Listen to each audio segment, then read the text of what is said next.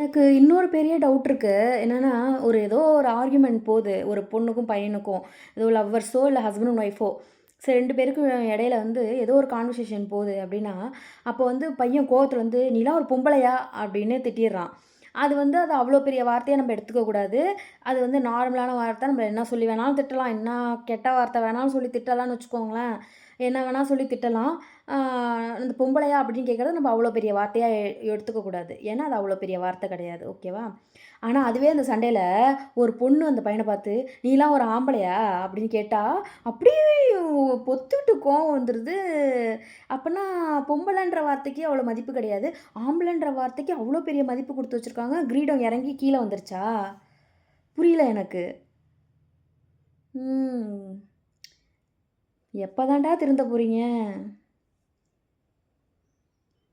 இது எவ்வளோ நல்ல ஆம்பளைங்களும் இருக்காங்க. ஆனா, ஸ்டில் சொல்றேன். அந்த பொம்பளையா? "நீலாம் ஒரு பொம்பளையா?" அப்படின்னு சொல்லி திட்டுறாங்க நெறைய பேரு. அதே அந்த பொண்ணு "நீலாம் ஒரு ஆம்பளையான்னு" திட்டினா மட்டும் கோவம் வந்துருது. What is this?